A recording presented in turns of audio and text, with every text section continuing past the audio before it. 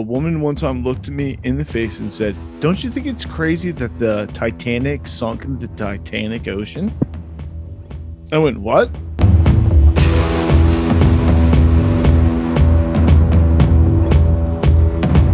I was at the bar the other day and someone tried to tell me that Transylvania wasn't a real place. It is a real place. It's in Romania. Yeah. Yeah, I know. 100%. I was like, what do you think? This is like Narnia? What's wrong with you? How could you grow up watching vampire movies and not know where the real Dracula was?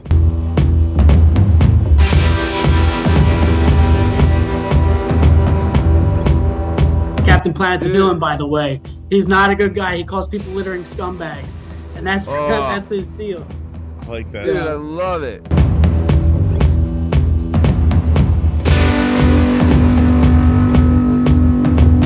My brother and my sister's boyfriend gave me a sex talk when I was 12, and they did it with Hustler magazines. It was probably one of the worst conversations of my life.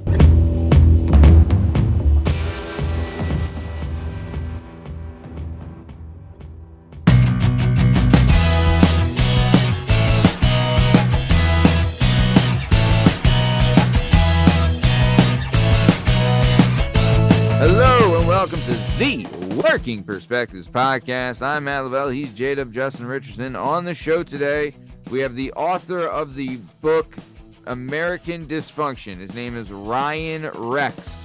This guy was introduced to me from a friend of mine and former guest of the show, friend of the show, which I'll tell you about in the episode. But I'll tell you, I had a blast. This guy was so much fun, really awesome, really open, great, like crazy stories he's had. He has really some tough stories. He's seen some tough things that kids shouldn't have seen and been through some tough stuff, and really, open and shared with us, and was really happy he did. And his book sounds just incredible. Really excited to take a crack at it, but I had a lot of fun. Justin, what do you think? Great. He's from around here. He's from around here kind of stories. Yes. He's funny. He's got a good old story for you. Yeah. I think you're going to like it. If you were to say that he had a jib, and would you say you like the cut of that jib? I mean, I've seen a lot of cuts on a lot of jibs. Yeah. It's a pretty good cut and it's a pretty good jib. Yeah, I would agree. I would agree. I'm not one a very to fine cut on a very fine jib. I'm not one to like judge cuts on jibs. Like, I'm not saying I'm a professional jib cutter judge, but I've seen a lot of jibs and I've seen a lot of cuts, and I can say this is a pretty good jib and a pretty good cut. Amen. Or a pretty good cut and a pretty good jib. Either way, you're right. When you're right, you're right, and you're always right. So, yep, like we said, we're here. We're talking about American Dysfunction is the book by the author Ryan Rex. You can find a link to the book in the description of this episode. You can also follow Ryan on Twitter at RyanRex31, on Instagram at RPRex78, and on Facebook at RPRex. Without any further ado, we have the author of American Dysfunction, Ryan Rex. I'm Matt Lavelle. He's JDub, Justin Richardson. This is the Working Perspectives Podcast. Enjoy.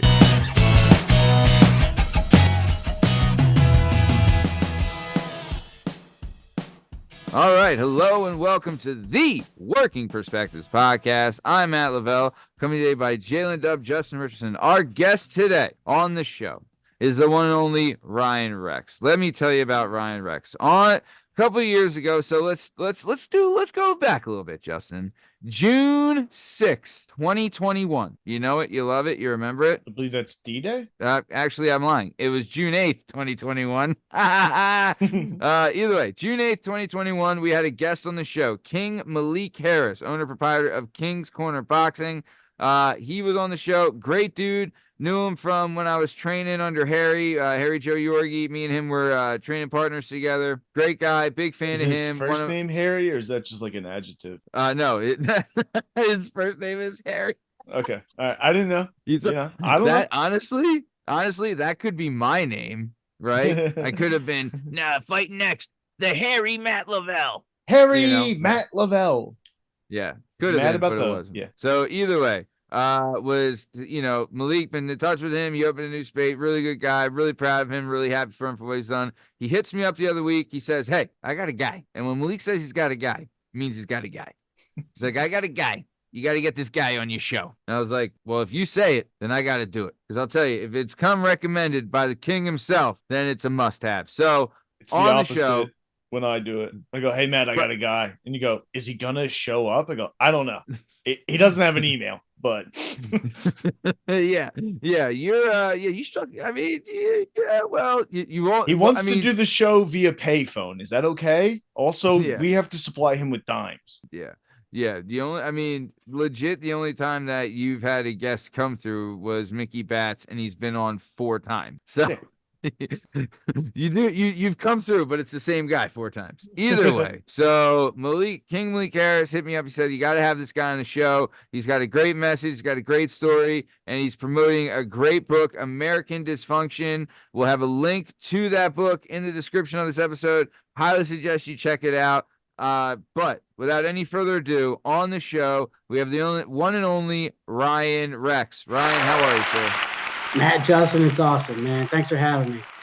Hey, man, thanks for being here, brother. Super excited to get into this. So, start of the show, we like to do a little thing called the disputed questions, because we want to get to know the person you are. You can either be like JDub and be a dweeb, or you can be like me and be a great person, an upstanding individual that's full of character and compatibility. So, first question. What movie do you think is better? I don't like dogs. All right. I don't like dogs. I don't like cats. But the thing is, okay, let's talk about it. You want to talk about it? We'll talk about it. Okay. Yeah. My daughter is 4 years old. And since she's been 2 years old, she's been able to say that she wants to be a veterinarian. Okay. And so she wants animals and she always wants a dog. And I've repeatedly told her, you try and bring a dog home, I'm going to drown it in front of you. Okay. It's not happening. Horrifying. Not happening in my house. All right. Either way, I don't want to be the owner of an animal. I don't. Okay. Either way. Ryan, first question. What movie do you think is better? The Godfather Part 1 or The Godfather Part 2? I got to go with Part 1. Correct. Got to go with Part 1. Just because I'm not a huge mob movie fan, but the original with the origin story of Robert De Niro's character, and I guess it was, I don't know. I can't even say who the hell else was in the movies besides those guys. Wait, come on, let's go back. Robert, you put me on the spot. Robert De Niro. Who else? Al Pacino, James Caan. It's the plot to 2. Robert Duvall. De Niro's in the second one. De Niro's in the second one. I didn't want to correct you, but it's all right. I appreciate it. I think you like the second one. By the way, I'm not. What's your favorite movie? Gladiator. Like, I'm more of an action movie type guy. I was talking to my brother. Remember the dude with the lion helmet with the face shield that like slides down? How cool is that? And he got his foot taken off in the middle of the he got the thing through his foot. Yeah. He was supposed to be like the undefeated guy that they brought back to go against Maximus, right? They called him, what they call him, the Creeping Death or something crazy like that. Maximus turned around and hit him with the spike on the end of the axe. Oh, dude, awesome. That was, and the tigers came out in the middle of the fight. Yeah. Dude, that was a great, the great movie. They're coming out with a second one. You've heard this, right? I have. Ryan? Yeah. I've heard. Have you ever been to Italy and been to the Colosseum? Either of you? So when I walked into the Colosseum, I thought it was going to be much bigger than it actually is. It's like the size of a high school football stadium. And when you're walking in that place, it's like you can almost hear the shouts of the old ghosts. You know what I mean? Yeah, like, it's just a place that's alive. Like, it has a pulse. Well, you used to fill it with water. Yeah, when I went, we did it was like the Gladiator entrance tour. So we went in the same entrance that the Gladiators would have gone in, and they take you like onto the floor of the Colosseum, right? It is, the crazy thing is this, right? Like, how they built it is insane. And I would say, I don't know, Ryan, I feel like it's a little bigger than a high school stadium because it sat like 20,000, So that's, yeah. Oh, it was, dude, it sat. But the crazy thing was, to build it, they were bringing in, like, shipping in marble from Africa. You know what I'm saying? Yeah. What's that? I wouldn't doubt that. All the slaves that the Romans had, they brought in whatever they wanted. They used to take obelisks all the way up to England from their area of the world. Like, the things that they accomplished were just ridiculous. Incredible. All without indoor plumbing. Wild, right? They created indoor plumbing.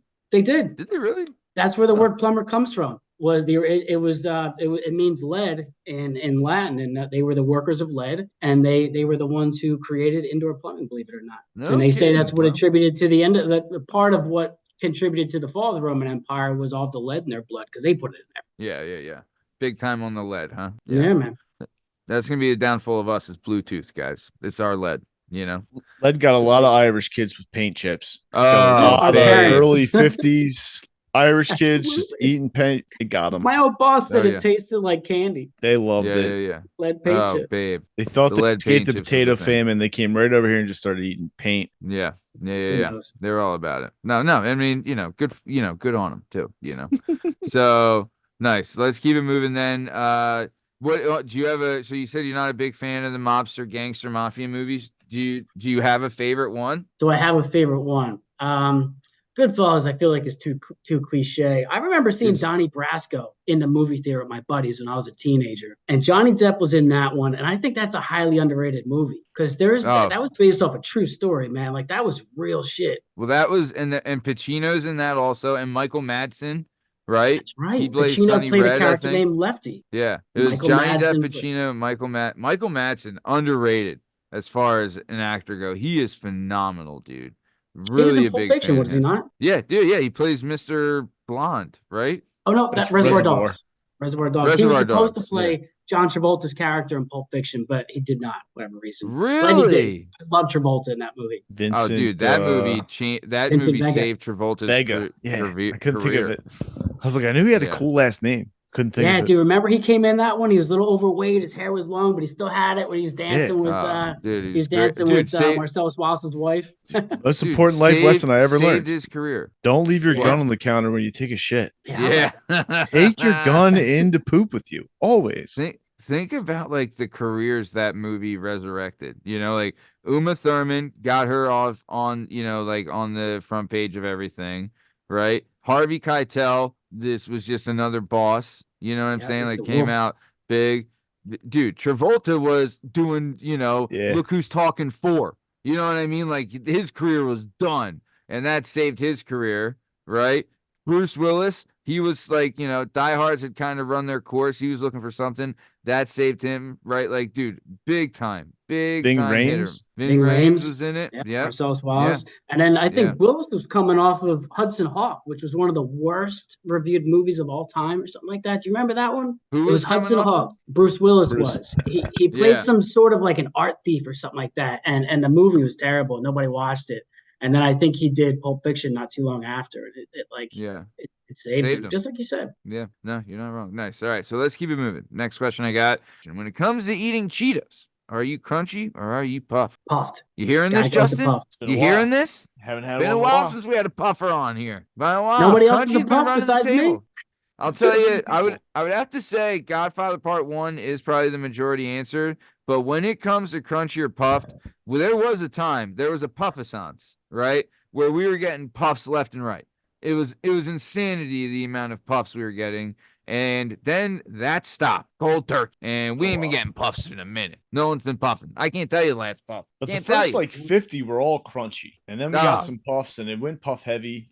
I've always been, like it's the Utz cheese ball in the barrel with the purple lid. What cheese balls? What brand is that, Justin? The proper pronunciation Utz potato chips. You're wrong. You're wrong. I'm not wrong. You're a wrong person. You're a wrong person. Your person is wrong. Utz. Either way, let's keep PA it moving. brand representing Utz family, right? Solderson, I think. Yes, you're right. Utz. Yeah. That's how. Yeah. Now you got it. Yeah. What about pancakes or waffles? I'm gonna go with pancakes. Sure you are. Because you're a decent human being and a model. I'm gonna go with pancakes. Love them. Make them. Eat them. Any kinds. Blueberry. So simple. Yeah, they are good. I'm not gonna knock a flapjack. All right. I'm an honest, hardworking American male. I love a flapjack as much as anybody else. Excellent. So weird thing about waffles, I prefer them on the boardwalk with ice cream, right? When they make them right in front of you, you get a little sandwich and you crunch into it. Oh, dude, it's the best. Dude, do you know Peddler's Village up in New Hope? Yeah. There's a gimmick up there. There's a waffles and ice cream store up there, and they do the pearl sugar waffles. Bro, I'll tell you, man. Sugar? So, do you know what a sugar cube is? I sure do. Okay, imagine a pearl of sugar. So they make waffles that have like sugar pearls in them. And it'll knock your face right on your butt. It is incredible. But yeah, big fan. Big fan. So very good. Let's keep it on moving. Yeah. So dude, waffles and ice cream too. I'll tell you, I moved here from California when I was 7 years old. Then the following summer was my first summer here, and I was able to go to the public pool near me. Shout out 4th Street Pool, land of the free, home of the brave. And when I was there, I was able to indulge in waffles and ice cream for the first time, and it changes your life. What? Heavenly. You Lansdale animals had waffles and ice cream at your food stand? And it was the Napoleon gimmick too, or the Neapolitan gimmick, where it was crazy. like a vanilla, a strawberry, and a chocolate. You know what I'm saying? It was like one of those slices. So you'd get two waffles and you'd sandwich it with the Neapolitan gimmick in between. Bro, living crazy. life. If you Take find a dip. Cold Stone, they mix up the Neapolitan, put it on a waffle for you, dude. It's good. How good is Cold Stone? I mean, the Lord took ice cream from me, but I still like drive past a Cold Stone every once in a while. I think about just dabbling, you know? Yeah. Just doing it. I love too. I'll get there like you know how they have like a menu of like what you can order. I'm like, yeah, make me one of the brownie blondie destroyer 27s. I don't know what you call it, but yeah, one of them. Pretty great. So all right, let's keep it moving. So you said pancakes, you said puff, and you said Godfather Part 1. Let's keep it moving. Who do you like better, Bill Murray or Chevy Chase? Bill Murray. Almost had going with Murray. I'm way bigger fan of his movies. Yeah, agreed. No, that's the right answer, Ryan. Very much the right answer. Yeah. And then okay, when it comes to an amusement park, are you a water park or sorry, when it comes to a theme park, are you a water park or an amusement park? Amusement park. Right choice. You want to be dry, you want to ride some coasters, you know? You want to maybe hit a log flume, you know? Dorney Park. Going to Dorney Park over here. Love a good Dorney Park. I go to a water park, I want to go on the beach and have a drink 10 minutes later because I'm done. Right. I'm out. You're done. Yeah. Nothing like cracking a cold one on the beach, you know? I will meet you in the middle of the log flume is one of the best rides. It's a great ride. Great ride. Especially if it's a hot day. Because then you get a little spritz. You get a little spritz, you kind of cool off, you get a little mist, and you're like, oh, he's hit the flume. The flume's cooled off, was good. You know? So fun stuff. Love a good log flume. Let's keep it moving. Do you game? Are you a gamer? You hitting the stick? Okay, not lately. I got out of that. My kid's a gamer. You know, and I passed the torch to him. Right. But when you did game, did you have a PlayStation or an Xbox? Dude, I'll tell you what. When I got a Nintendo when I was 10 years old, my life changed. And that was like the greatest thing that ever happened in my childhood. Yeah. You know, playing Super Mario for the first time and Mega Man and Zelda, Tetris, Castlevania, Tetris, Tecmo Bowl, all those. I love. Remember the pad for Tetris or for Nintendo? It was like the running pad. Where you could like you would do the sprint and like the first one you would do against like a bear, and then the next one would be against like deer, and then the other one would be against a cheetah, and you're like, damn, the cheetah's fast, bro. And you'd be hurtling. You'd be hurtling in the race, and you'd kick forward and hit something. Yeah. That, and you could do duck hunt. Duck hunt was fun. With the floor pad in the Olympic game, you would do the long jump. So you would tap for the jump part. Yeah. And then jump outside the pad, legs wide. So then you think you're flying in the air, and then jump back on the pad. I could do like a 27-foot standing long jump. It was pretty cool. Yeah. Oh, yeah. You broke Carl Lewis's record and shattered it easily. Did you guys have the Power Glove? The most useless controller of all time? Did you have one? Dude, I had the Power Glove and it didn't work. It didn't work. Maybe one game, but I don't think that. Do you remember the long rifle, boy, that was for Nintendo? It was a rarity, and I knew someone who had one. I think that was for Super Nintendo. If I could, was it? Yeah, it was long. So. It was like a rifle. The Power Glove. It was like a bazooka almost. Yes, it was the one I'm thinking of. But the Power Glove, I always want. I've never even put a Power Glove on. Dude, they have one at the game store in Lansdale. If you head over there's one on display and you can buy it for like $50. It's only $50. And no matter what, you just wear it. It's not going to do anything. You can wear it around. Right. Cool. Is it left hand or right hand? I believe it was right. I guess it's left. Is it right? I don't know. Maybe it was left. I can't say, man. I forget. That's a good question. Dude, I might buy it just to wear it. Like, it would look cool. Like, it's a cool looking glove. Like, let's be honest, you know? Yeah. Man. Like Mr. Claw from Inspector Gadget. He had a cool hand. And that's all or it looks like part of the costumes from Dune. You know what I mean? Because the rest of their Yeah. armor looks like that. Yeah. You got to save your water. Yeah, dude. Ooh. Dude, so what would be more of a prized item, the Power Glove or a Talk Boy? I've always wondered that, you know? I don't even know what a 'Cause it- Talk Boy is. Home you Alone you weren't 2? Home Alone, you don't remember Home Alone 2? No, I don't remember that one. Thing He you had a talked Talk into? Boy. It was pretty sweet. No, I had the Game Boy. Well, okay. What would you rather? I mean, I think this is a no-brainer, but would you rather have the Power Glove or a piece of the aggro crag? Power Glove. Oh, wow. Because I'm I going don't know what the crag hell all the day. aggro crag is. What is that, dude? You guys You are don't hitting me remember, with some you don't zingers. remember Guts? No. Do you have it? Vaguely. I What was can't the say, English dude. reporter's name? Do you remember the chick? What was her name? Going to and check out the leaderboard. Mo. Yeah, Mo's a babe. Mo is a babe, British babe. Remember Guts? It was babe. like the kids' version of American Gladiators. Yeah, it was on incredible. Was it on Nickelodeon or like Yeah. Channel 9 or something? I'm It's on like, Nickelodeon. I remember You have cable? Funhouse. You guys remember that one? Oh yeah. TV Yeah, Funhouse. Yeah. No, there was a game show called Funhouse. It was on right after Oh. Dino Saucers and Cops. They used to have a cop the cop who Yeah. got shot in the chest and they made him into a cyborg. His name was Bulletproof. I was on. Oh, dude. Do you remember the show Dinosaurs? Do Yeah, you remember dude. that show? On It was like ABC. Roseanne with dinosaurs. It was great. Dude, that was a Not funny the show when mama, it came not out. the mama, right? Yeah. That was a hitter. Okay, let's keep it moving then. Last question, most important question. When it comes to eating wing, are you a drum or are you a flat? I'm a drum. I'm a Yeah, drum. you are. And I like Yeah, them you with are. sauce only. I don't like them. I don't like to dip them in blue cheese. You don't do or the ranch. cheese? No, I just Yeah. like the hot sauce these days, dude. Sure. You're a grown ass Let man. me taste. Why Yeah, wouldn't you? grown ass man. I don't need any dippers.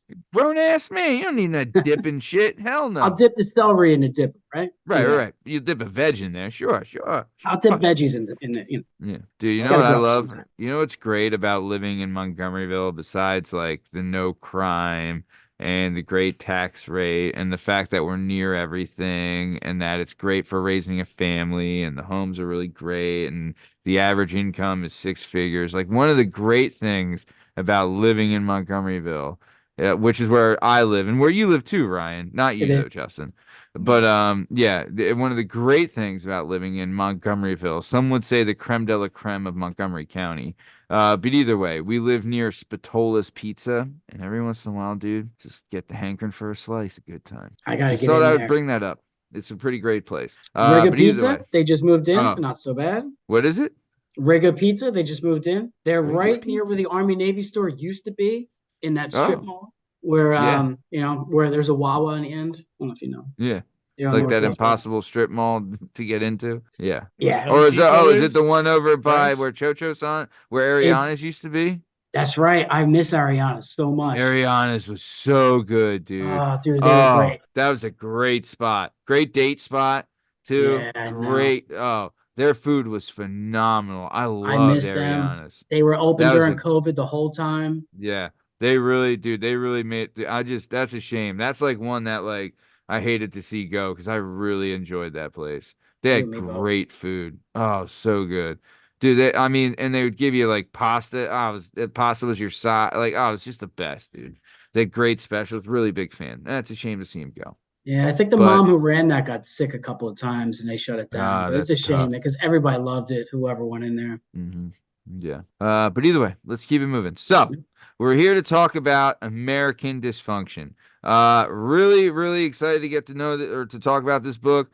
And we'll have a link in the description of this episode. Highly suggest everyone checking it out. It's a fiction novel that, it kind of addresses or has it based around the opioid crisis in a way, right? But I mean, obviously, Ryan here will explain it more. He is the author. So, Ryan, let's talk. What do you got? So let's start from the beginning. What was the inspiration for American Dysfunction? The inspiration was growing up in a dysfunctional blue collar house, right? Right. So my parents got divorced when I was 4, and I moved every 6 to 9 months up until I was like 13 years old, right? Mhm. My mom got remarried 4 or 5 times in that. It was 4.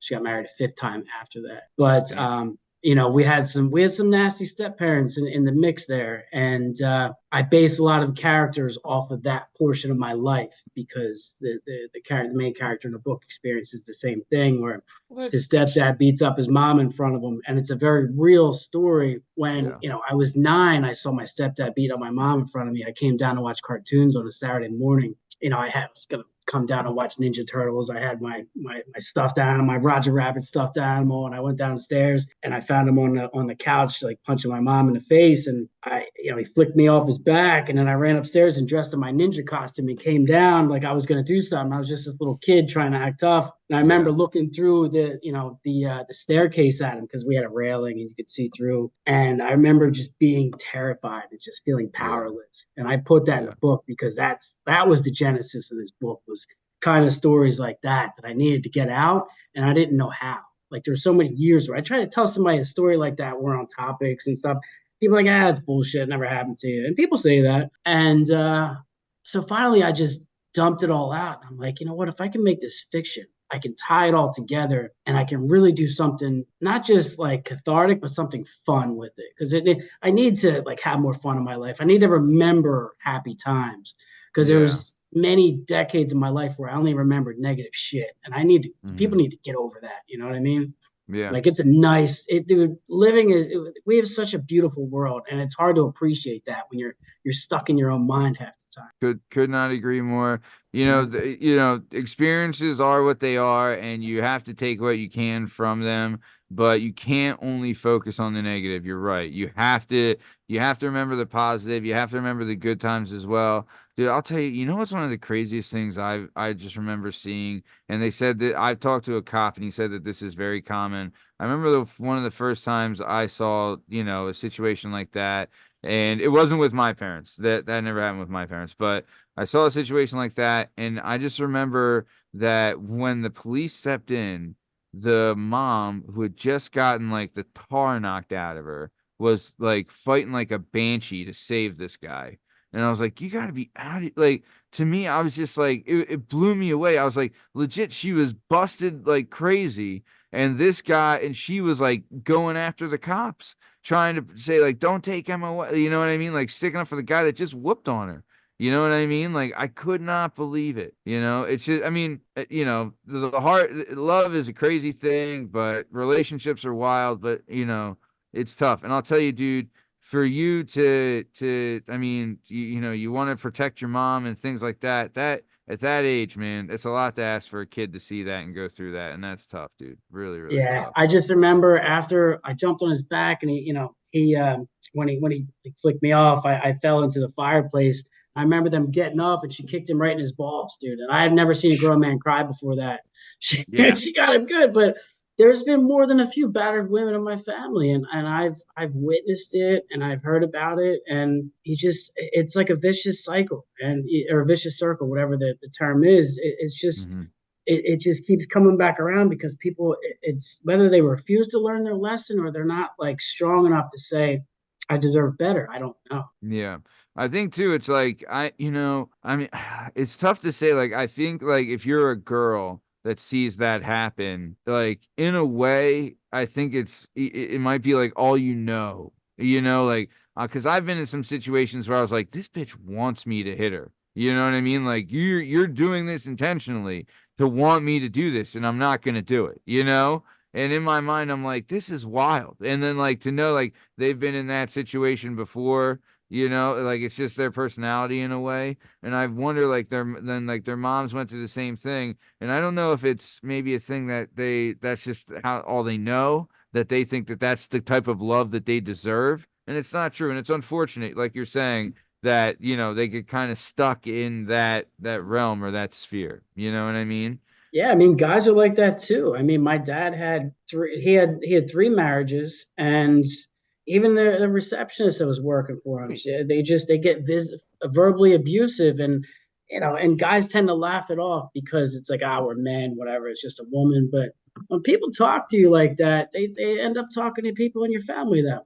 They think it's all right, and they start talking, and they behave that way toward your customers, and it's just it's just the glazing over of abuse just for the sake of being a man. You know what I mean? It's like this woman's crazy. I just remember I had my dad's secretary called me a loser one time, and like she meant it. I'm like, I'm the only one with an education in this family. Like, come on, man. Like my brother just Yeah. because I went back to the family business and I was helping out, and she and I got in an argument, and there were some very nasty things that were said. And she basically said, "I wish you were dead. And I wish your brother was back because we lost my brother to an opioid to an overdose." And that was a crushing blow because I was like, "Man, my brother really fucked up, dude. Like, how people say this stuff to me and they feel like it's all right. This is like." There was a couple years over the past like 4 or 5 years where I'm like, is she right? Like what the fuck, man? But I mean, you got to get over that stuff and keep moving forward. But it's hard, man. When those people in your family and they become like dominant voices, it's hard to shake that shit off. You know? Yeah, you're right. You're very much, and plus too, like, you know, one thing I had trouble personally with was like overvaluing other people's opinions on things too, where it's like there's a lot of times where someone will say something, I was like, you're full of shit, right? And you're just saying shit to say it. But there is times where it's like someone you might have valued their opinion, and you know, and then when they say something like that, it's almost shocking, where it's like, wow, you know, I used to care what this person thought, and if they think that, then is it true? You know what I mean? Like you second guess in a way, you know? Yeah, and But emotions hurt, dude. I don't care what yeah, anyone says. Like when agreed. somebody pierces your heart, it's like it can be a devastating blow. I think too, it's like for men, like you're saying, it won't, you know, maybe you won't hit it first, but eventually it does sting. And eventually if you focus on it, it does hurt for sure. I agree. Yeah, absolutely. So the catalyst was maybe, you know, like the start of it was an initial story of seeing your, you know, the altercation between, was it your dad or your stepdad and your mom? It was my stepdad. My Okay. dad had been, my mom and my dad had been divorced for years at that point. The only time my dad never gotten into it when he caught me smoking a cigarette back when I was like 16 years old. It was a Tuesday night, just like tonight. I was outside. It was 10 o'clock at night in my underwear smoking a cigarette because I smoked back then. I played lacrosse. I don't know what I was thinking. Maybe that's why I chose the goalie position, so I didn't have to run. But I was probably drinking that night because we weren't well-behaved kids, drinking on school nights and doing whatever. I think he got pissed off and he threw me around a little bit that night. But that was the only time that Dad and I were to it. But he was not a woman abuser. He just welcomed very vocally abusive women into our lives. And I think that was what his problem was. How many total step parents you got? Dude, I got mom's on number 6 right now. Who's a nice guy.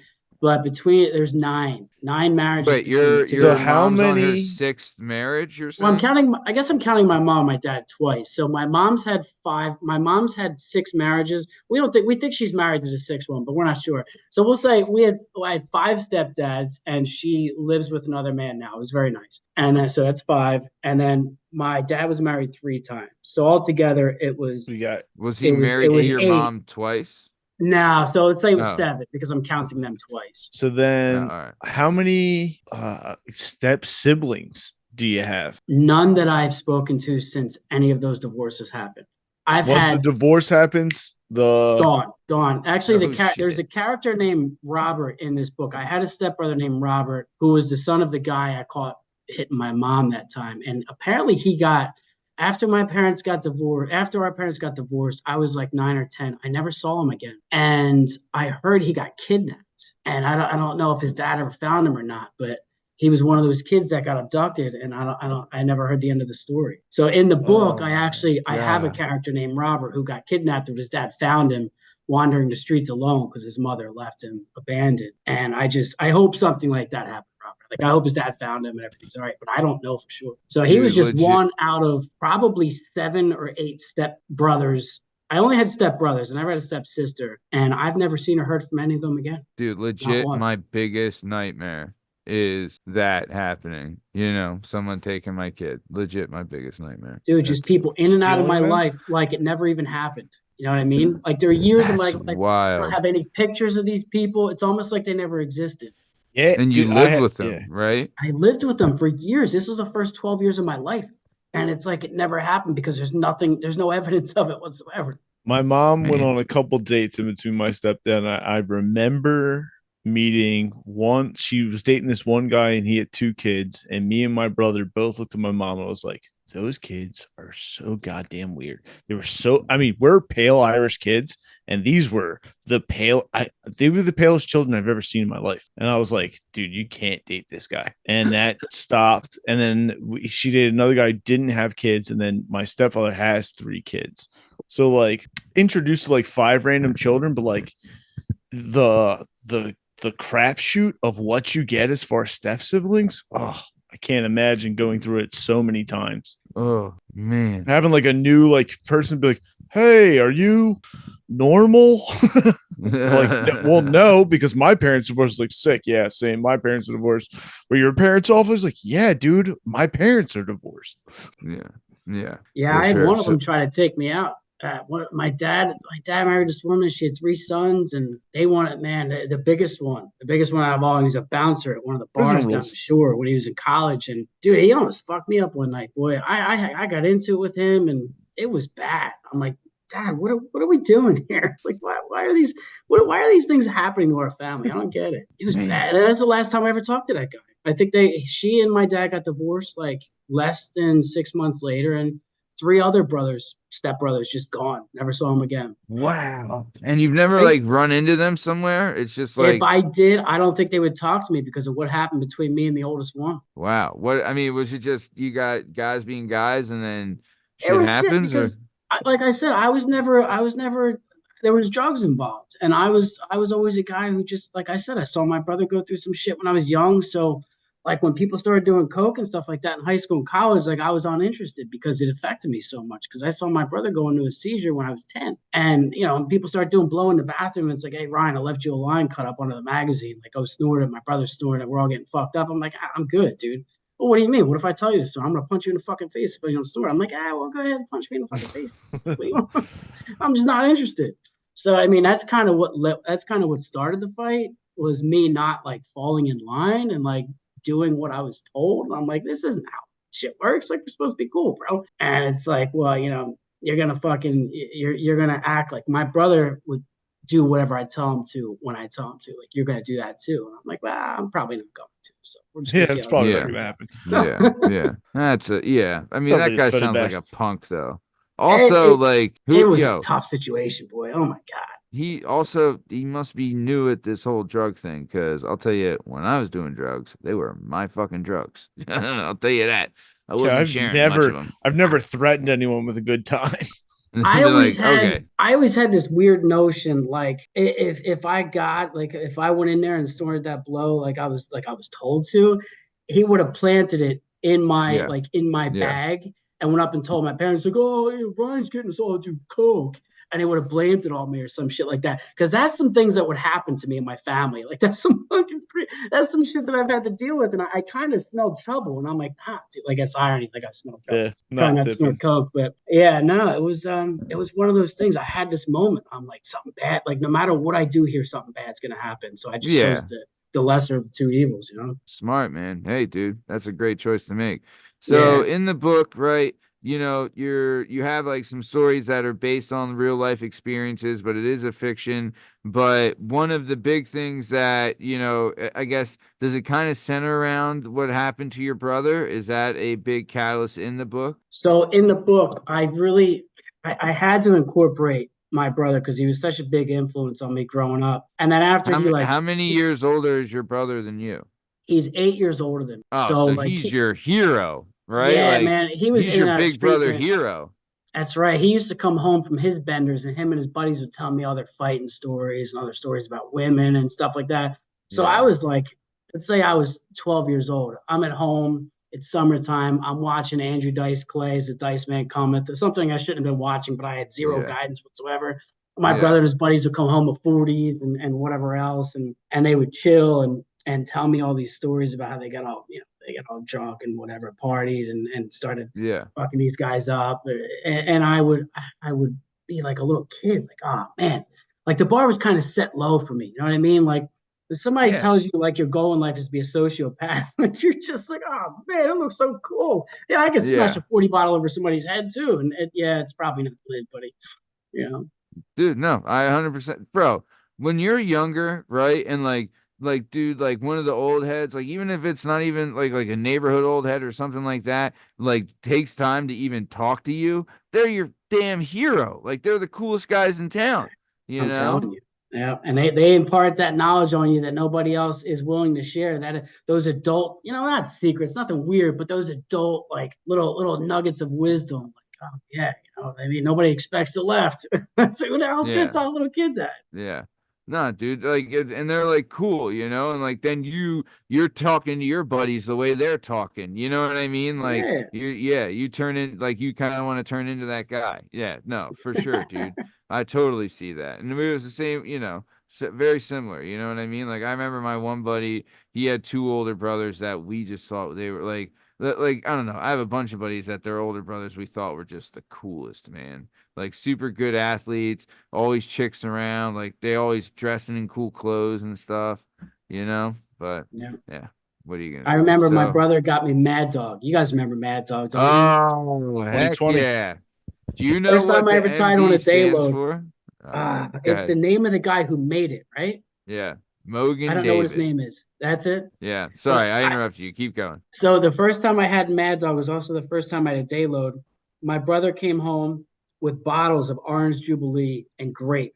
And me and my two buddies, and he let us split the Orange Jubilee. He's like, listen, you got to put it on the rocks. So we're like, okay, whatever that means. So he gave us each a glass of Mad Dog, and we were 13 years old, and we guzzled it like it was our job. And we went out in the Yeah. middle of the day, walked around town, just annihilated. And I'm like, oh my God, if my son, if somebody did that for my son, I would freak out right now. Oh, As a parent, I'm not sure how I would deal with that situation, but yeah. it was just me and my brother. Nobody was home, and it's just something that we did back then. I mean, You get away with that stuff, dude. When you went outside, you're in the jungle. No parents there. Like you just go out, dude, dude. Like there's so much stuff you're getting up to, like setting stuff on fire and causing all kinds of mayhem. And dude, you remember Ding Dong Ditch, Oh, right? I yeah, love that. absolutely. Oh my You God, remember Ding the Dong wildly Ditch. inappropriate name for that? Yes, I do remember. I Good, we mean, won't discuss it. Yeah, those were different times, man. 80s and yeah, 90s were different times, and big like we time, were we were latchkey kids. Like, were you guys same, latchkey kids? big time. I, Oh I yeah. was, man. I That had a lot to do with our generation. I somebody didn't was even talking know that about. that was a term. I just thought Yeah, It like wasn't a that's just term. what everyone did. I remember no, it's my the mom. boomers, dude. They left us all home alone. I was Yeah. 10, and my mom told my brother that I was now in charge of him to take him from the elementary school to home. I had the latch and the key, and he was like, "You cannot do this. You're a madman, woman. He'll kill us both." Yeah, But we have so to walk then, 5 blocks, and this is what you want to do. there used to be an after school program called Base. And so the one time my dad comes to pick us up on Wednesday because they were divorced. So every Wednesday he would come pick us up. We were fighting on the front porch. And that's when my dad found out that we were like walking home alone. So then it became that we were latchkey kids except Wednesday. I was allowed to walk home Monday, Tuesday, Thursday, Friday, but my father had to pick us up from base after school. What? Because my mom was like, look, I'm not picking you up from that place. Like, just walk home. But your dad doesn't think you're old enough to be latchkey kids. So you have to pretend that you're not on Wednesday. That is the best, man. There was something That's with the funny. boomers, dude. They left us at home because we were like the first generation that had both parents that were working, right? Because it was just after women's lib Yep. and the Yeah. 70s where women started to go to work more. Yeah. And we had our cartoons when we got home. Nobody knew if we did our homework or not.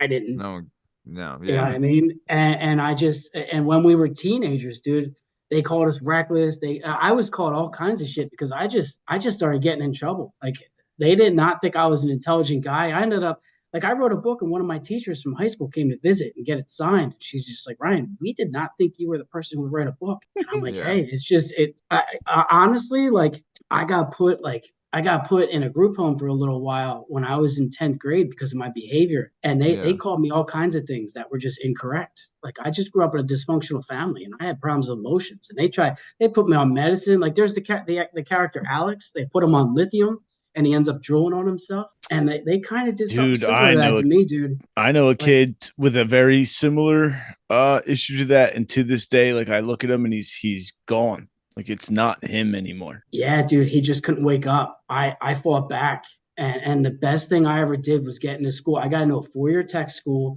to study plumbing and HVAC, and they let me in based on like my family. I was a plumber, so they wanted me to build on what I had. I was really lucky that way. And when I was away from home and at school, I had a chance to build myself and become a better person. Yeah, because it was and that's home when I in started to the wake up. It was home. Yeah, you're right. It was all those old things and it's that were hard to getting me. admit and like accept as a kid because like you're like, no, I'm normal, this is fine. And then you get out into the real world, you get away from that. Yeah. You start telling people stories or talking to other people when you're young, and you're like, everyone didn't do this? And like, no one. Very few people have to do that. Yeah. You grew up like an animal. I was like, I did? I did too. Yeah. Yeah. I know what that feels like, man. Yeah, it's children of alcoholics. It's usually a common thing. Yeah. Most of my dad's business was made at the bar. Yeah, I don't know. Maybe he is, maybe he's not. No, but they're also. I'm sure he's drunk right now. Actually, yeah. That's the thing. It's like you said. Like you can look at the good, or you can look at the bad. Like yeah, I was the child of an alcoholic as well. So like a bunch of shit was bad. But I'm really good at darts. yeah. I stopped playing darts when I was like 11 years old. I didn't start again until I was like 21. We were in a bar one time playing drunk, and I was like, oh, holy shit. I forgot I've done this 1,000 times. I'm so good at darts, only from playing from the age of like 7 to 11. But, you know, you guys mentioned video games earlier. I remember going to the bar with my dad because my parents were divorced and he would just take me out. And I remember him giving me handfuls of quarters. He's like, just go. And he'd be sitting there chilling at the bar with his buddies, and I'd be playing on video games, doing whatever I wanted to do. And it was great, man. Yeah, those are the times. Yeah, you look back on that fondly, right? But you're like, dude. I mean, it is nuts. You know, like I've taken my daughter to, like, I worked at this bar for a long time, so, and my brother still works there, and like I've taken my daughter in there to visit my brother, you know, while they're working. Like I take my godson and my daughter in there, and like they're running around playing and doing all this stuff, and it's like I remember thinking, like, damn, is this good? I'm not sitting here drinking while they're doing it, you know, like they're just coming to visit, you know. It's not a smoking bar. Also, it's not like we weren't there for 9 hours. You know what I mean? Like, I don't know. We might have been, dude. Some of those memories get repressed. Yeah, for sure, dude. I mean, you know. So I want to go get a little history on you. So where were you born and where did you grow up? I was born at Chestnut Hill Hospital in Philadelphia. My parents, my parents lived in Erdenheim, which is right where my office is now. It was the house across the street. It was my great grandfather's farm. And during the Depression, he lost some money. So he subdivided it all and built houses for his family members. And my dad ended up buying one of the houses when he got married to my mom. And we lived there for a little while. And then when they got divorced, I moved around a lot. And I didn't settle down until I was like 12 years old, where he lived in Ambler. And then I went to Upper Dublin High School and graduated from there. Okay. I mean, what is the business, or what business are you in now? I guess we have a family business. It's plumbing and heating. My great grandfather started it back in 1919 in the same exact horse barn that I operate out of today, which is really cool. I'm very proud of that. I worked hard and working hard to preserve that for hopefully my nephew to take over. And maybe my kids, I don't know what they're going to do. There's a great trade. It is a great trade, man. It is, dude, but I'll tell you what. First thing this morning, I was laying on an old man's tile floor replacing his toilet. And it's a little slice of hell once in a while, too. So. Yeah, for sure. You got to take the good with the bad. I know you do. Yeah. But, hey, man, it's all part of the job. Yeah. Go ahead, Justin. I was going to say, I deal with, like, older patients. So it's like for every nice, beautiful house that you would be comfortable laying on their carpet and checking their equipment out, there is a house that you're like, I would like a hazmat suit before I will enter into this place. I know. You guys mentioned how you hated cats and dogs earlier, right, Matt? You said you didn't like cats and dogs? Yep. Yeah, that's Matt, not me. Specifically, not me at all. Normal. Yeah, right. Loving. No, it's not. You're not normal. You're not normal. I'm very normal. Like cats and loving. All right. Yeah, all animals like me. I bad cat allergy. It's hard because when you work in people's houses, definitely if you're allergic, you break out, you go home, you're miserable. I actually bought a cat. I have a little dog, but we bought a cat we adopted a cat a year ago. And since then, he's been the best allergy medicine I've ever had in my life. I mean, we clean his litter box every day, whatever. So he's clean as we can make him, but it cured me. I can't explain it. It was so lucky. What, you just like become immune by association? That's right. It's almost Yeah. like how they give you shots, like they give you little doses of the allergen at a time. It was terrible for me. They used to have to shoot me up with adrenaline and stuff like that. It was terrifying. Like my palms and the bottoms of my feet would itch, and the allergist would give me shit. She's like, "Why are you telling me that?" I'm like, "What do you want me to do here?" But ever since I got the cat, like I guess he's a Siamese, so he might be a hypoallergenic. I don't know. Yeah. But my stepmom, when I was a kid, had a cat, and it was a Siamese, and it's the only one I've never been allergic to. So I'm like, you know what? There might be something there. So I adopted a cat, and I got better. This was brilliant because it's been like the hardest thing for me to deal with is go into really nasty houses. A lot of time where people who have like 5 or 6 cats, it's like the hardest for me to deal with. Yeah. One I can tolerate. 5 is hard. Yeah, dude. I'm like deathly allergic to cats, big time. Not good with cats. So, okay. So you grew up in the Ambler area, and what kind of sports you're doing growing up? I see here, Justin, if you could listen for 1 second, you big loudmouth buffoon.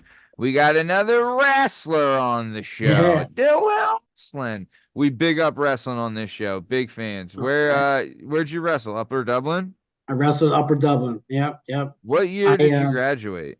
97. I'll tell you a good wrestling story about when I was a kid and when I won my first match in 7th grade. My brother and my dad were both great wrestlers. My dad had like the Springfield Township. He had the Springfield Township School District, the fastest pin for like 30 years. So I moved around a lot, didn't play sports, didn't have a chance. I was always bouncing around. So when I finally moved in with him and I moved to Upper Dublin, went to Sandy Run, he's like, all right, it's time you join the wrestling team. I'm like, all right, fine. So I joined the wrestling team, and it was like 3 or 4 times I lost. I was so disappointed because people expected so much out of me. Cry. You don't cry. Like that's don't do that. I mean, I did. Yeah, I mean, and then after we wrestled Abington, and then I won. And I pinned the kid. I got up and I said, "Yes, I won!"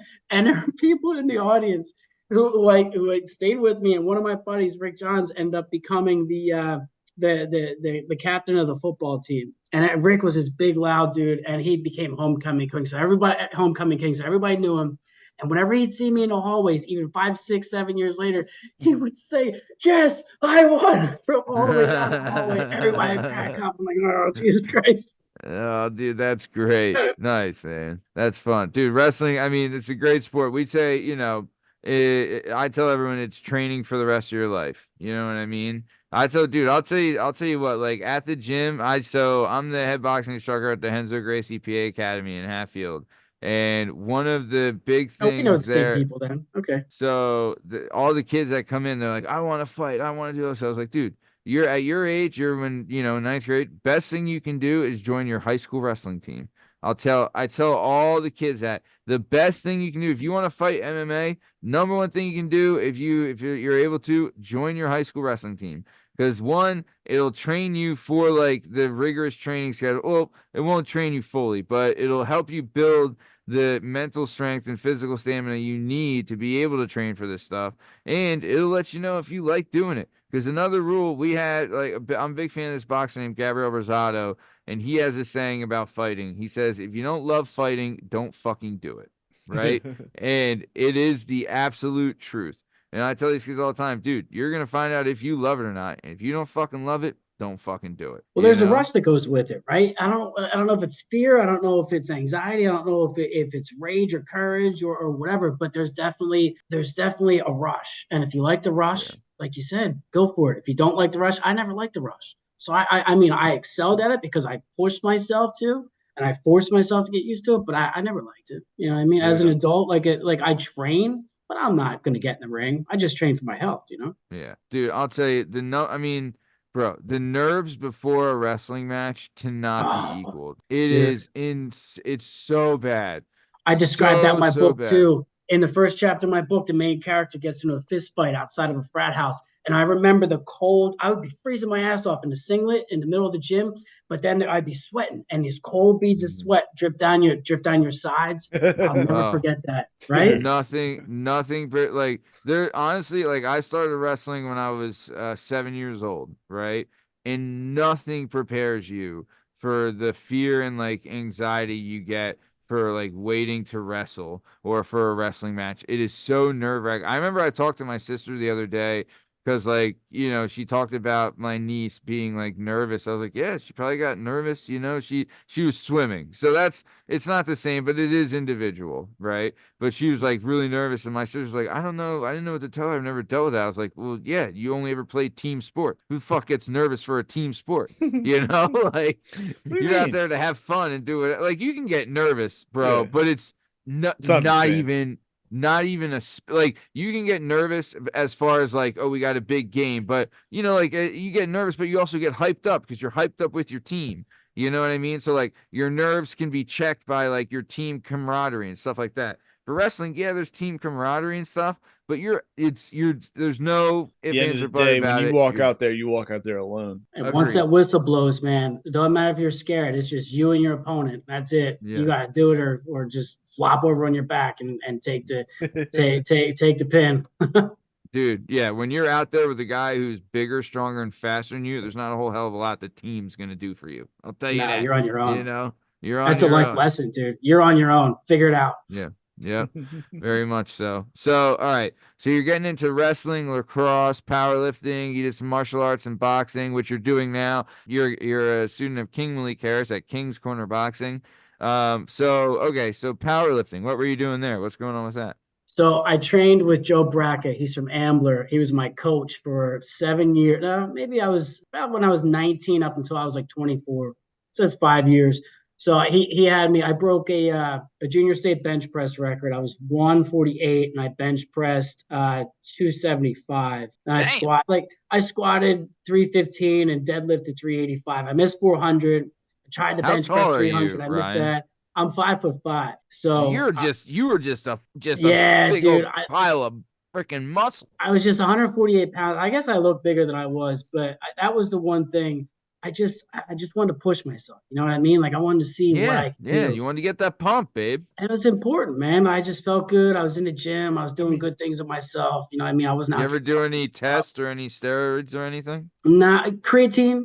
You know, that was big. That's not cheating. That's everybody. You're not in the MLB. Yeah, you remember creatine? You would pour it in grape juice and stir it up real fast because it was sandy, and then chug it down. So you That's before they had those ball things in the shakers. That's back in the day. That's right. The shake it yourself. The baseline for strength is like, can you bench press your own body weight? You were at what, 148, almost bench double your body weight? Almost. I curled my own body weight at that point in my life. My party trick in college is I was 148 pounds. I would curl 150. I could do it like twice, and I had bicep tendonitis for years. It was stupid, but I was like, but it was worth it. It was worth it, dude, because my guns were like chicks, awesome. Yeah. I can your curl my body weight. Crazy. Meanwhile, they talked to me like I was a meathead. You know what I'm saying? It's just how it goes down. Hey, man. But, bro. Greatness comes in all forms. Yeah, dude. You know, that was what we did back then. But now I had buddies try to get me to do like a cycle or two of steroids, and I never wanted to. Like I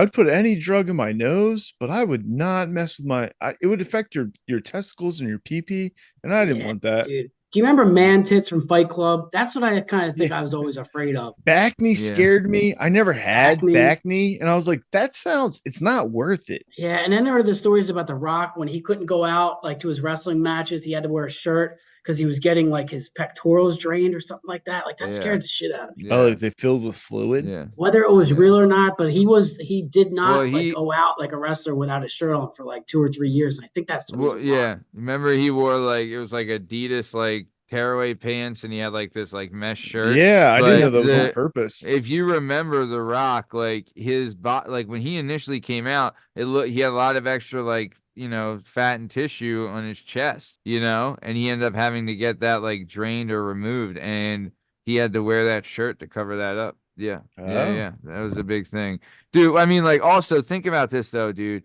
Back then, like, what did you wrestle at? What weight? I wrestled all over. I was like 140 and 148 when I was a junior, and then I wrestled 127 to 132 when I was a senior. So Okay. they shifted me around a little bit. They changed the weights Yeah. too when I was a senior. Like they went from even numbers to odd numbers or something like that. I don't know.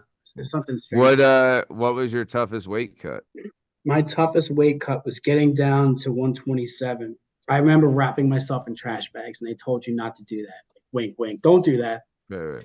And I And then the did. coach was like, "Hey, here's the bags." Yeah. Yeah, yeah. And I ran around until I made weight, and then we went to like a I tournament. want to use hefty bags. Yeah, They're not wimpy. And Yeah, I sucked this weight. My coach told me to suck the weight because he wanted me to wrestle some kid who was ranked and ranked in the Intelligencer. I didn't do well, dude. I lost.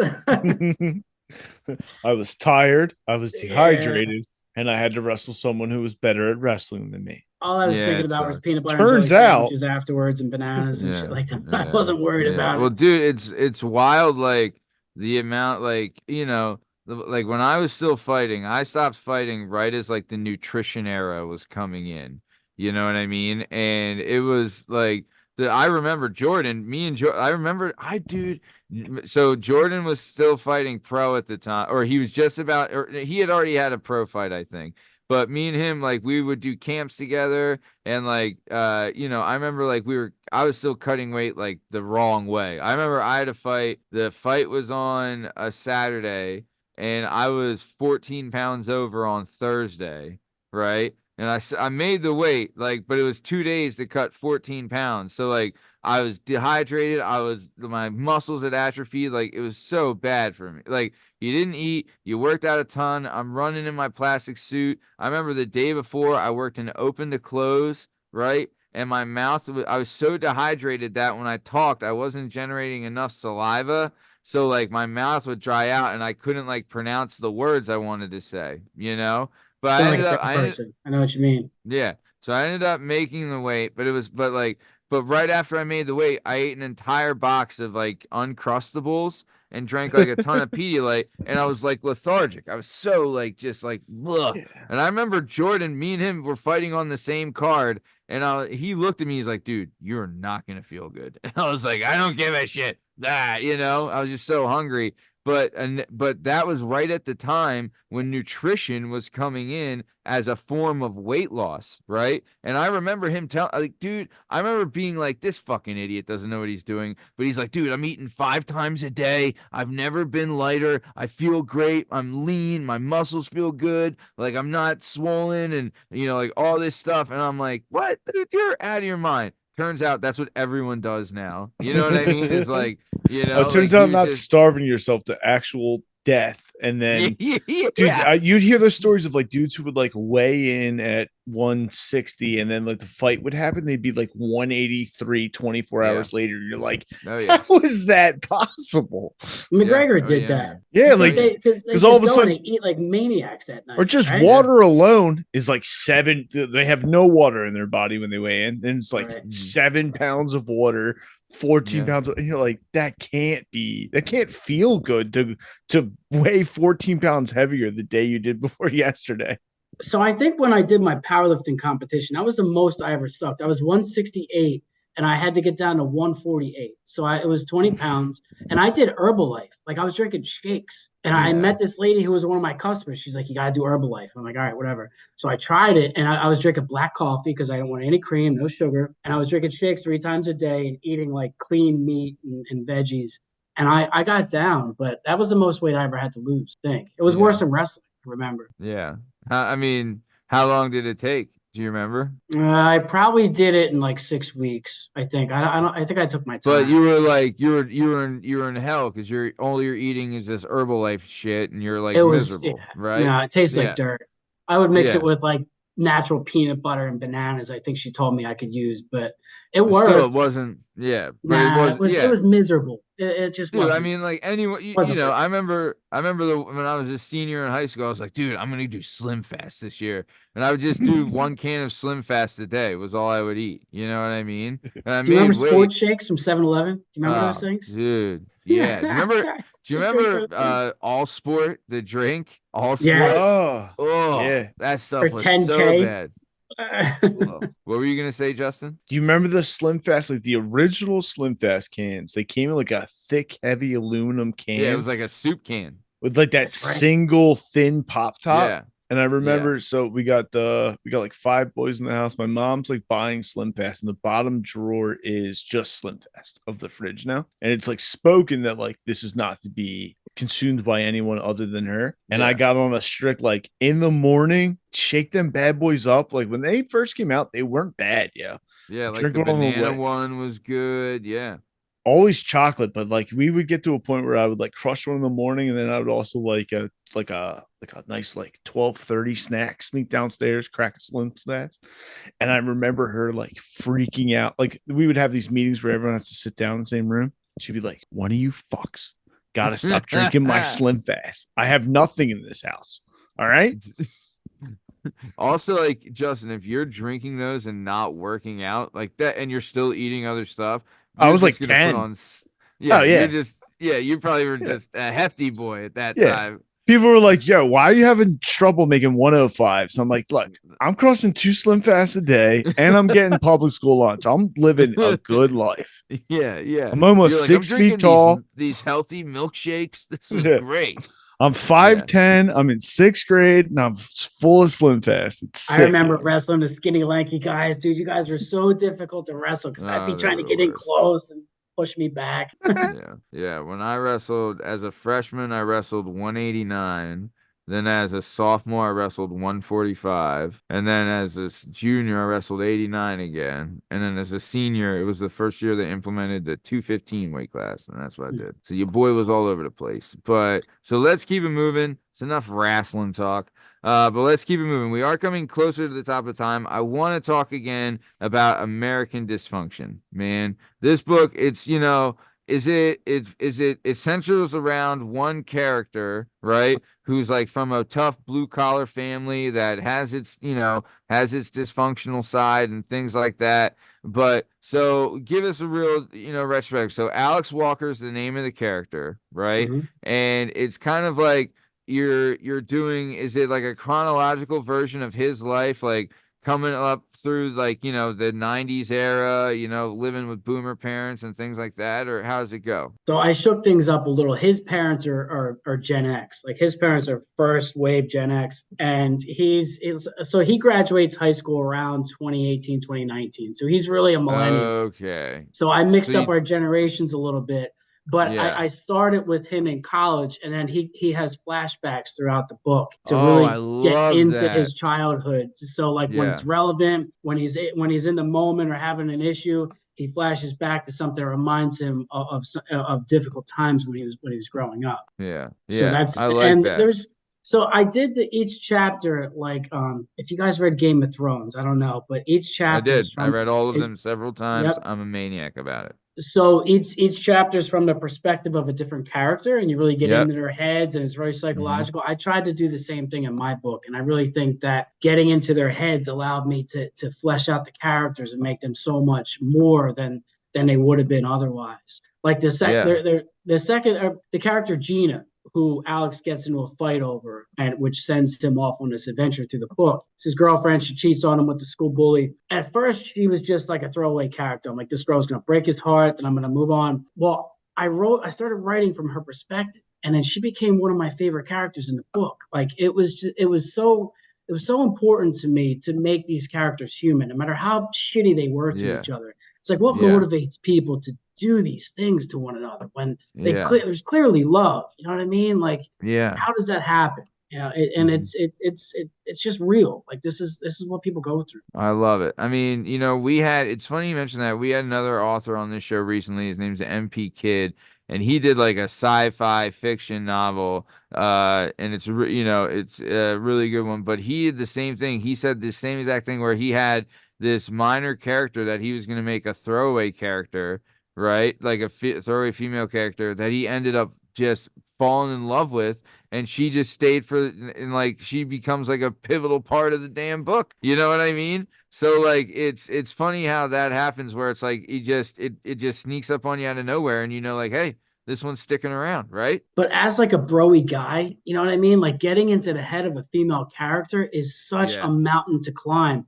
Like Yeah. I realized how much of a chauvinistic pig I've been my whole life because as soon as because I was in this writers club with these professors from Arcadia University, and the one guy read the first chapter, and I was trying to write the book at that time, and he's like, listen, he's like, women don't think like this. He's like, and he's the one who told me, he's like, write from her perspective, get into her head, and you're gonna figure out like who her what her voice is. And he was right, Ooh. man. Like I changed as a person when I did that. Like I grew up a lot.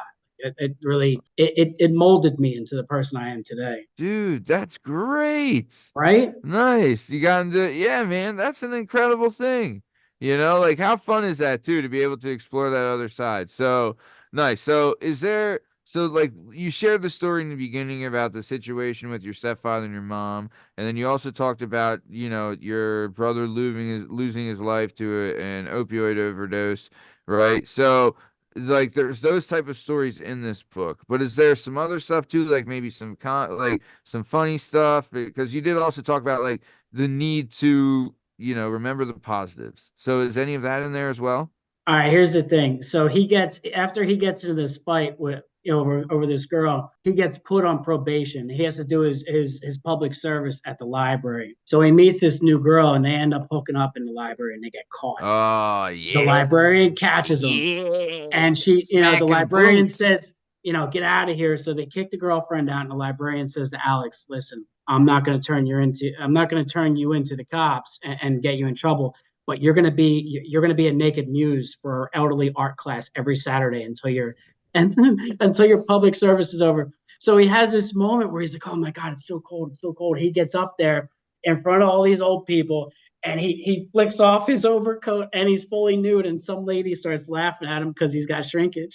He's up there. Ah, that's great. The So old there's George one story. Costanza shrinkage. Yes, that's right. But it's called the Ballad of Alex Walker because throughout his story, he falls in love with these girls, and it's not reciprocal. So he starts writing poetry because he's an artist, and he ends up becoming the manager of a '90s tribute band in this book. These are his friends that he meets in school, and while he's a manager, the lead singer is like, listen, I know Alex is a poet. We're gonna have him put together a song, and we're going to become one-hit wonders. And that's the Ballad of Alex Walker. He writes the song for. Hell yeah. Dude, I love that. That very creative, but also had like a lot of realism to it. That sounds like a lot of fun. So, like we said in the description of this episode, there'll be a link for American Dysfunction.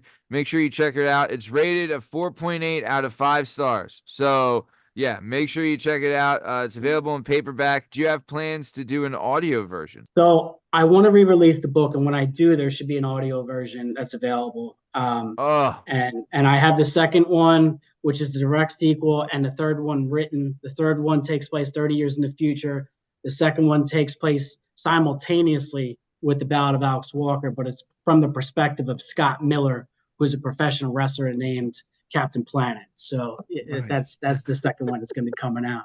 Captain Planet's a dude. villain, by the way. He's not a good guy. He calls people littering scumbags, and that's Oh, that's his deal. I like that. dude, I Yeah. love it.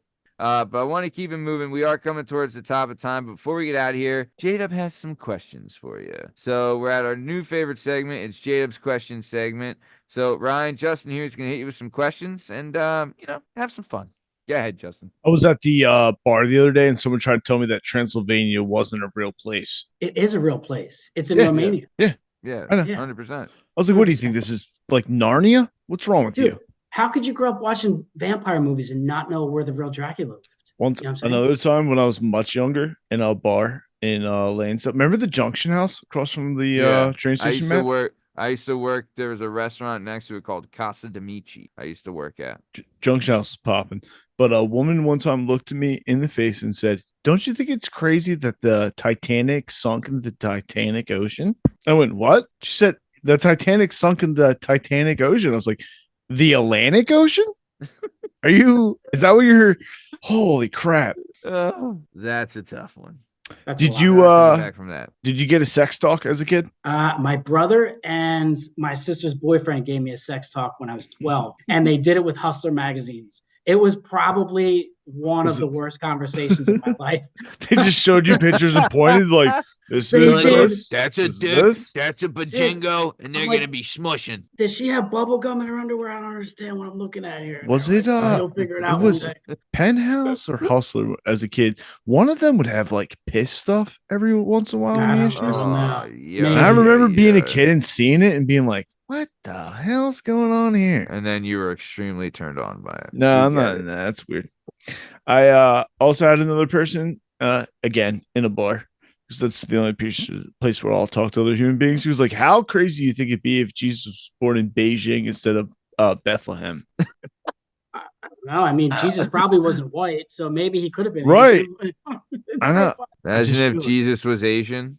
Yeah. Technically, he's African. Well, Buddha was Asian, something. Right. Do you remember or recall the story of the mongoose, Rikki Tikki Tavi? You mentioned that earlier, and I vaguely remember. Could not tell you what the hell that is. The mongoose that ate cobras. That sounds very familiar. I feel like it was a book too, was it not? It was a book, and then they animated, but it was like the worst. Like it was like it would just show you like a picture, and a guy would talk. I'm gonna do more research. You are the victim of my first Rikki Tikki Tavi question, but I am going to do more research on Rikki Tikki Tavi. Legit never saw Rikki Tikki Tavi. Don't know a damn thing about it. So I feel like we could find it on YouTube if we look for it tonight. Yeah, I'm sure. Yeah. There's books, but they're not as good as American Dysfunction, so don't bother. All right. Fair enough. What was the other one? They're Not Here to Save Us. That was our other guy. We had him on recently. MP Kid. Yeah. All right, quick two. Do you have any broken bones? No, I don't. I broke a growth plate in my knee when I was 12 years old, and I had to have it all the way up to my hip. But that was it. The growth plates are the things under your knee that connect your I don't know, your leg bones. And apparently, I fell when I was playing at recess, and my knee swelled up like a softball. You know what I mean? And that was the only thing I've ever. I broke my wrist when I was like 3. That was it. Yeah. Never any compound fractures, nothing like that. Oh, compound fractures are a nightmare. Yeah. No. Back of a cop car? Back of a cop car. Probably a couple of times. Never. I never. Uncuffed or cuffed? Sometimes I'll just stick you back there to figure out what's going on. I was never cuffed. I don't remember ever being cuffed. If I was, I got out. My dad picked me up like an hour later, probably when I was 19. I think I drove into a checkpoint with 2 empty beer cans behind my seat, and I think they cuffed me that night, and they put me on the sidewalk, and then they took me in, and my dad picked me. I was clean, so I didn't get in trouble. But they were just old beer cans. They were just old beer cans. I guess a week before. I don't know what the hell they were doing in there. I guess I distracted them behind the seat. I was just telling my brother. Funny. My brother came over to help me put up a ceiling fan. Literally on Monday, I was telling him the story of in the back of my car, I had a whole bunch of bottles. And a cop pulls me over and he's like, what are those? And I was like, what are what? And then he's like, the bottles in the back of your car. And I turned around and looked at him. I was like, they're all root beer bottles. I worked at Giant and I used to steal those Stewart's glass brown bottle root beers. Those are the good ones. Yeah. I had like Stewart's. I had like 15 of them in the back of my car. A cop pulled me and was like, what are all these? I was like, I'm a slob. I'm not an alcoholic. You're like, I'm a mess. You all right? You Strunza, back off. That's a cop trying to fill his quota. Yeah, I bet. You got to pull over a certain amount of people a month, I guess. Ryan, do you have any any questions for me? Yeah. What was how old were you when you started wrestling? I never wrestled. My older brother. 7. I'll tell you what, as an adult, when people ask me if I want to study jiu-jitsu, I'm like, nah, I wrestled when I was in high school. I don't need those questions answered. I just have no interest. My older brother wrestled, and he would come home, and I'd be sitting on the couch just, hanging out, having a good time, and he would start slowly pulling the coffee table away. And I'd be like, no, dude, I'm just about to go to bed. I was literally, I have school tomorrow. I was just about to go to bed, and he said, "You can run, but it'll make it worse. I'm going to teach you everything I learned today." And I did. Was that Nick? Yep. That was Nick. And Nick's a good dude. I'm not a bad wrestler, but I never technically wrestled. Those moments for me ended up in body slams and elbow drops. Like it was not the wrestling that was functional on the mat. Yeah. His move was the lawn chair, where he put you on your belly, and then he put his butt on your butt, and then grabbed your arms and made it like feel like you were a lawn chair from the bottom, but he was sitting on top of you. Isn't that kind of like the starting recliner? It was kind of like a reverse camel clutch. Oh, okay, because you're facing his feet. Yeah, well, we're both facing opposite directions, but he's still. And he would like grab your arms like he's putting on a backpack, like an armrest, and he would call it the lawn chair. That sounds like fun. Yeah. Also, too, I remember Nick was a big fan of Dan Severn at the time. Big fan of the Beast. Big fan of Dan Severn. Big fan. I wrote 3 seconds. I watched. I was 15 years old. He was 19. We were working at a landscaping company, and I watched this like 28, 29-year-old man kind of like getting a verbal spat with him. And they got in an argument. Nick? Yeah, with Nick. Okay. And they start fighting, and Nick throws this man to the ground, puts him belly down into the grass, grabs him by the back of his head, and rubs his face into the ground. And I remember watching this as like a 50-year-old, just white face, like, whatever happens, don't fuck with Nick. No. Whatever you do in your life, this dude was a grown man working at a landscaping company, and he got his belly put in the dirt and his face rubbed in the ground. And Nick pulled his hair back and was like, "You done?" Just rubbing his face in the ground. What the Oh, and I was like, holy crap, that's the most intimidating thing I've ever seen. Wow. And he was 19, and this guy was a grown-ass man? He's a full-grown man. Bro. But like get in his car and like drive home to his family after working like a cash job. Cried himself to sleep that night. Yeah. He masturbated using his tears as lubricant that night. Yeah, he sure did. Yeah, that was it for him. Yeah. So, all right, nice. We are coming towards the top of time. Ryan, Justin and I are usually on the same page with this, but we would love to have you back on the show if you'd be willing to come back on. Let's do that. When this audiobook comes out, I would love to come back. Love to have you back, brother. So I've only ever read The Hatchet. It's okay. It's okay. So the audiobook it's actually a fast read. Most people who read it, they finish. It's only 227 pages. Something like that. Yeah. Yeah. I judge it by words because that's how the publisher works. So it's like 92,000 words. Oh, that's nothing. That makes it sounds way worse. 227 pages sounds way easier. 92,000 words. It changes from the hardback to the soft copy. So I don't know. Whatever it is. All right, so we are coming towards the top of time. Ryan, what would you like to say to your family, friends, and fellow Americans before we get out of here? So we're Americans first. We are family and friends second, third. And I just want to extend a lot of love, even though there might have been hard times in this book and hard times with all the people I know and grew up with. Everybody's grown up, and it's all about just being happy and having my wife, my kids, and waking up every day and feeling better than I did the day before. You know what I mean? Yeah. Dude, how much, I tell my wife all the time, this legit is the best my life has ever been in my whole life. Living with, and it's not the easiest life ever, but it's legit the best it's been. I have my daughter, I have my wife, we have a home, right?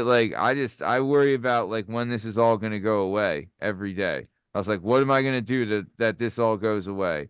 You know what I mean? So I tell her all the time, we have so much to be thankful for, that life is so we're so blessed. You know what I mean? So I agree. I'm with you, dude. I'm with you. As we're getting older, we get happier and happier because we made the right decisions. And I think that's a real thing. And I agree, dude. I made a million bad decisions. Don't get it twisted. Your boy was making bad decisions. But, you live, you learn, you get loves, and then you move on. You know what I mean? So nice. JDub, what do you got before we get the fuck out of here?